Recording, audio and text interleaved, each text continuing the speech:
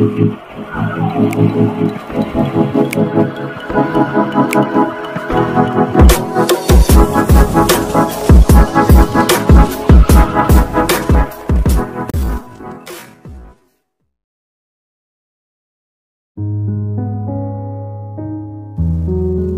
dengan seorang wanita bernama Riley yang sedang terluka parah di kakinya, dan dia sedang berusaha mengobati dirinya sendiri di sebuah mobil persembunyian miliknya.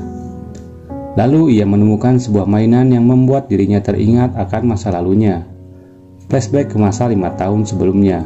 Scene menunjukkan Riley yang sedang dimarahi emak-emak rempong bernama Paige, karena Riley sudah menempati tempat parkir yang disebut-sebut itu adalah tempat parkir miliknya. Pada hari itu, anaknya yang bernama Carly sedang berulang tahun.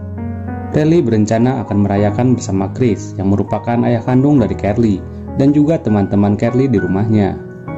Lalu Chris bertemu seorang teman bernama Mikey. Mikey menawarkan pekerjaan yang bayarannya sangat besar, meskipun di situ tugas Chris hanya sebagai supir saja. Chris pun masih ragu dengan tawaran Mikey.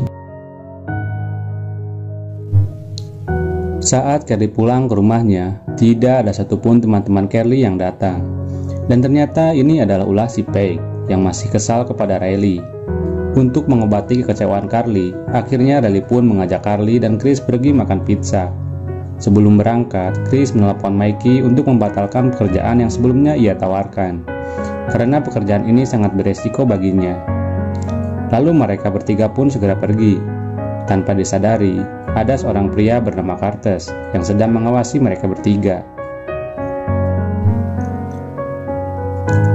Di sisi lain, Mikey ditangkap oleh mafia narkoba yang bernama Diego. Lalu Mikey pun dibunuh olehnya. Kembali ke keluarga Riley yang sedang bersenang-senang di tempat karnaval. Mereka sedang asik berfoto, naik komedi putar dan membeli sebuah es krim. Saat itu Carly membeli es krim dengan rasa peppermint. Namun Curtis yang merupakan anak buah dari Diego Garcia ini ternyata masih mengawasinya. Saat itu, Chris dan Carly pergi lebih dahulu setelah membeli es krim. Dan saat itu juga anak buah Diego menembaki mereka berdua hingga tewas. Riley pun ikut tertembak dan terluka parah di bagian kepalanya.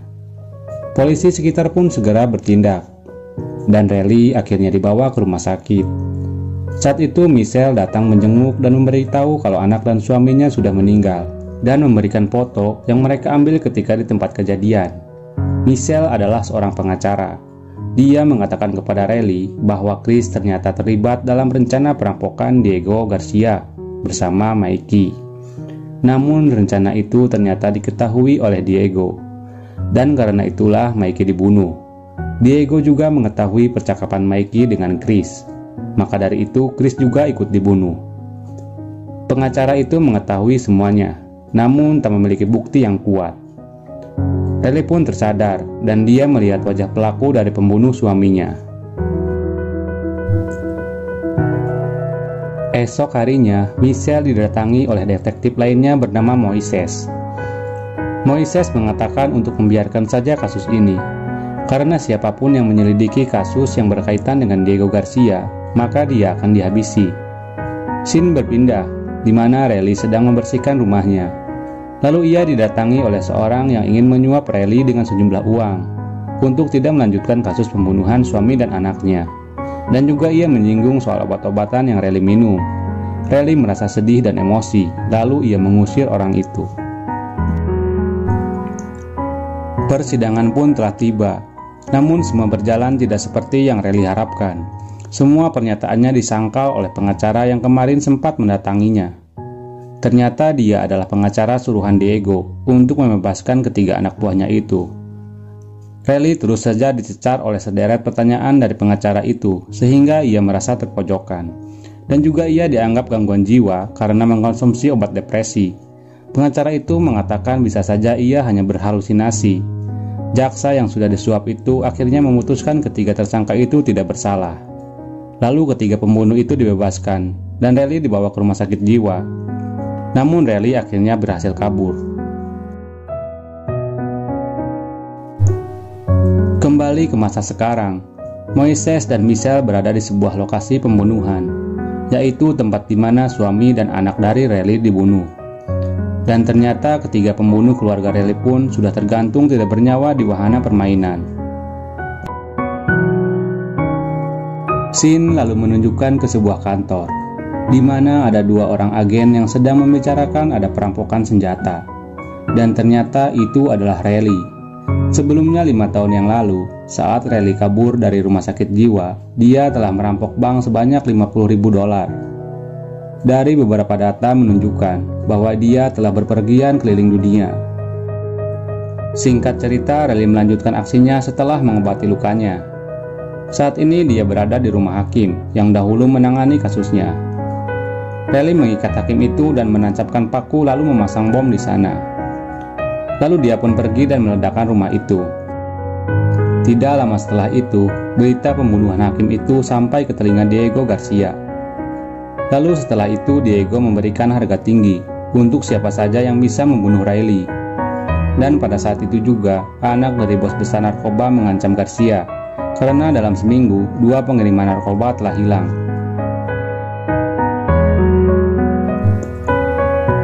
Di lain tempat, Riley yang sedang berada dalam bus, melihat seorang anak dan ayahnya yang sedang mabuk.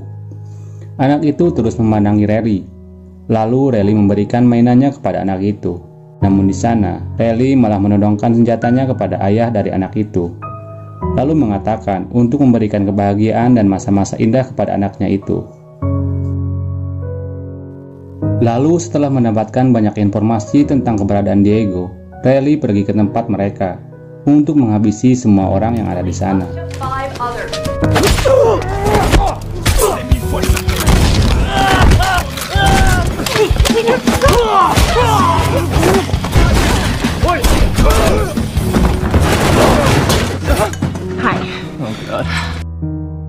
Setelah itu, Riley membakar semua uang milik Diego, dan dia mendapatkan informasi dari salah satu anak buah Diego.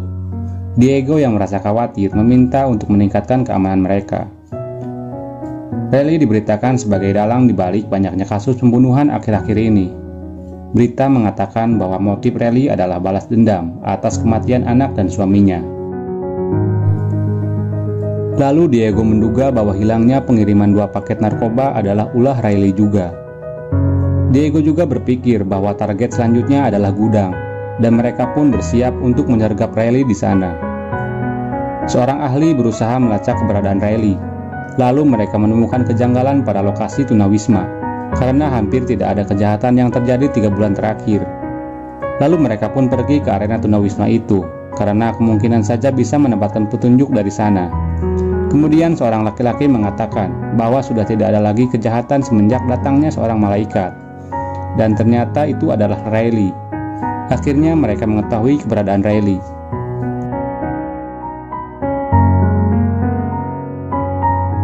Sesuai dugaan Diego, Riley memang datang ke gudang. Namun saat itu Riley menyadari bahwa dirinya sedang dijebak. Dia langsung berlindung sebelum sesaat bom diledakkan. Saat itu Riley berhasil kabur dengan merampok mobil seseorang. Saat itu Diego merasa senang karena dia pikir Riley telah mati di dalam gudang itu. Padahal Riley selamat dan mengikuti mobil anak buah Diego dan berhasil memasang pelacak di mobil mereka. Lalu berhasil membajak mobil tersebut.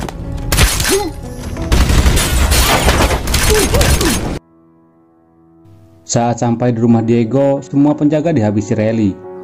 Saat berhasil menodongkan pistol di kepala Diego, anak dari mafia narkoba ini datang dan mengacaukan aksi dari Riley.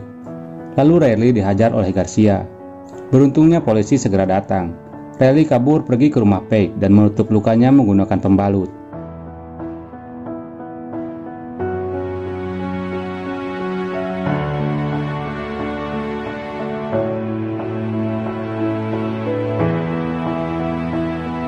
Singkat cerita, polisi itu menyelidiki rumah itu. Ternyata rumah itu adalah milik Diego. Dan akhirnya Moises mengetahui bahwa Michelle tidak mengerjakan kasusnya. Dia tidak pernah berkoordinasi dengan divisi narkotika. Wah, sangat mencurigakan ya. Agen Lisa pergi ke area tunawisma, lalu Michelle pun menyusulnya. Saat itu mereka menemukan mobil Riley yang menyimpan banyak sekali senjata. Sang agen ingin menangkap mereka. Dia yakin bahwa rumor tentang adanya orang dalam itu benar. Namun belum saja terungkap, Michelle yang mengikutinya sejak dari tadi langsung menembaki agen tersebut. Lalu Michelle membuang senjatanya dan menghubungi Diego untuk memberitahu lokasi senjata itu. Kemudian Diego bersama anak buahnya pergi ke tempat tunawisma untuk menemukan senjata tersebut. Setelah sampai, mereka berpencar untuk menemukan Riley. Berpindah pada Riley, ia sedang terbaring lemah dan merasakan sakit. Tiba-tiba dia merasakan keberadaan Carly, anaknya. Lalu dia langsung tersadar. Saat itu area tunawisma sudah dikepung. Lalu Riley mengatakan untuk menyerahkan Diego lewat radio. Dia juga mengancam akan menghabisi semuanya. Namun Diego sama sekali tidak peduli dengan perkataannya. Lalu saat itu Riley mendapatkan sebuah ponsel di tempat sampah. Di sana ia melakukan siaran langsung.